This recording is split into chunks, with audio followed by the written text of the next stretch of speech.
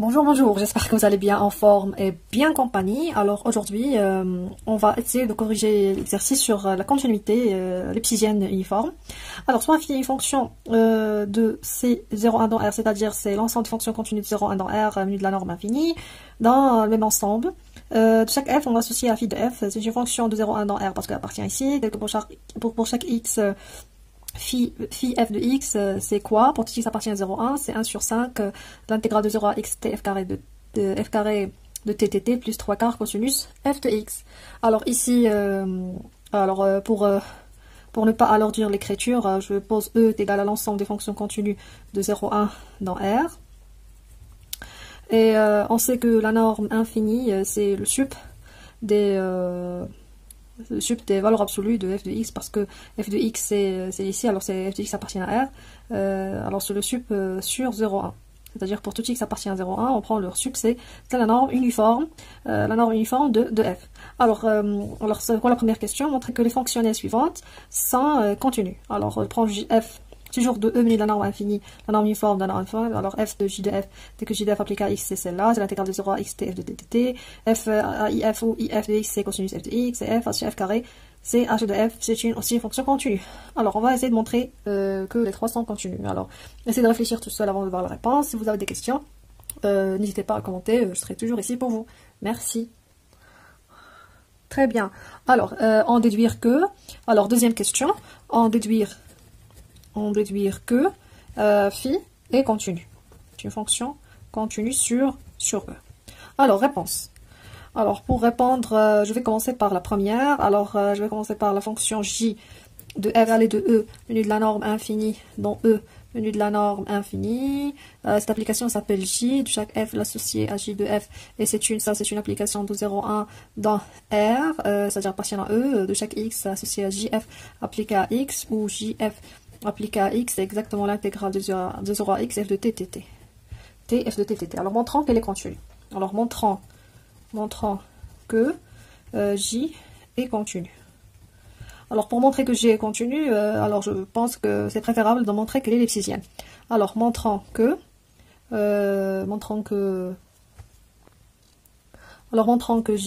est lipsidienne. Alors, si j'arrive à montrer que elle est lipsidienne, alors c'est fini, parce que toute application lipsidienne, elle est automatiquement continue. Très bien. Alors, pour montrer qu'elle est lipsidienne, qu'est-ce que je vais faire? C'est-à-dire, alors ça veut dire quoi, lipsidienne? Alors, c'est-à-dire que, quel que soit f et g appartiennent à E, montrant que la norme de j de f moins j de j infini inférieur est égal à k, c'est-à-dire il existe un certain cas strictement positif, fois la norme de f moins g infini.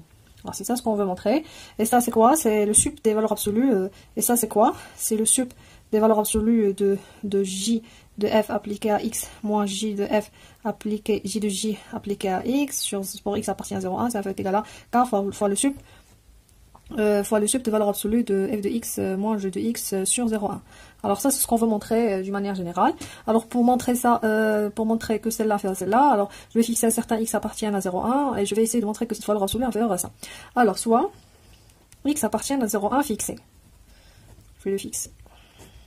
Excuse pour l'écriture.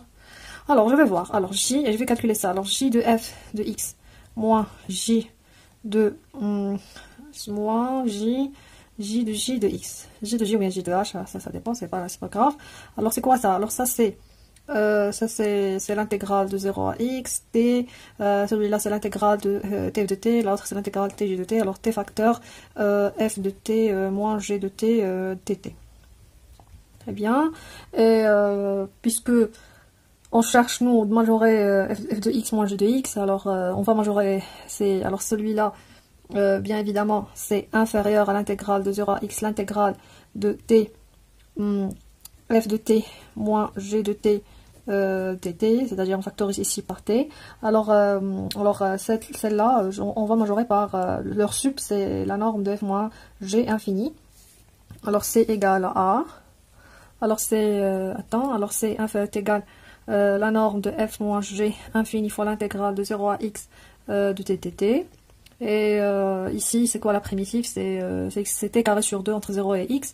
Alors ça fait égal à f moins g infini fois la primitive, c'est alors ça c'est quoi la primitive? C'est t carré sur 2 entre 0 et x. Alors entre 0 c'est 0, il ne reste que x, alors c'est x carré sur 2. Or on sait que x c'est où? X appartient à 0, 1 fixé, alors la plus grande valeur c'est 1, alors c'est 1 fait est égal 1 demi, on va majorer ça par 1 fois f moins g infini. D'où on peut conclure, puisque c'est vrai pour tout x fixé, alors on peut, on a celle-là, ça c'est un majorant de cette partie, alors puisque le sup c'est le plus petit majorant, alors on peut conclure que le sup c'est inférieur à celle-là, c'est-à-dire le sup sur 0,1 des jf de x moins jj de x va être égal à 1 demi la norme de f moins g infini, c'est-à-dire la norme de j de f moins j de j infini va être égal à 1 demi la norme de f moins j, c'est-à-dire que j est ellipsidienne. J est ellipsidienne, c'est-à-dire G est continue, bien évidemment. Alors, on a déjà vu ça dans le cours. Très bien. Alors, maintenant, on va passer à I, cosinus f de x, montrant qu'elle est continue. Alors, maintenant, on va passer à l'autre. Alors, I, alors je prends I, c'est une fonction de E, venue de la norme infinie, la même chose, donc E venue de la norme infinie, telle que de chaque f associé à IF, ou IF appliqué à x, c'est cosinus f de x. Alors, ça, montrant que I est continue. C'est ça ce qu'on veut montrer sur E, bien sûr. Alors, avant de montrer qu'elle est continue, on est en résultat qui dit que, alors, un rappel, entre parenthèses, qui va faciliter les calculs. Alors, un rappel, il dit quoi? Alors, si je prends une fonction j de 0,1 dans 0,1 de chaque x associé à cosinus x. Alors, soit x, y appartiennent à 0,1, tel que x réfère strictement y. Alors, on a g est une fonction continue sur x, y, c'est parce que c'est le cosinus, et elle est dérivable sur x, y ouvert. Alors, d'après le théorème d'accroissement fini, dans R, alors il existe C appartient à x, y ouvert, tel que on a f de x moins f de y sur x moins y inférieur à C en valeur absolue, c'est-à-dire que f de x moins f de y inférieur à la valeur absolue de f', c'est-à-dire moins sinus c multiplié par x moins y. Je m'excuse pour l'écriture. Alors, or sinus c, or c compris entre or x, y inclus dans 0,1, alors on peut conclure que la valeur absolue de sinus x inférieure à 1, alors celle-là, f de x moins f de y, c'est inférieur à x moins y, c'est-à-dire que cosinus x moins cosinus y inférieur à x moins y. D'où on a montré que j est ellipsidienne sur 0,1, c'est-à-dire cosinus x. Alors cosinus x c'est une fonction ellipsidienne et est-ce qu'on va essayer de l'appliquer ici. Alors, comment? Alors, pour montrer que I elle est continue, on va montrer que I est ellipsidienne. Alors, montrons que I est ellipsidienne. Alors, soit X, comme on a fait avant, appartient à 0,1 fixé, et soit F et G appartiennent à E.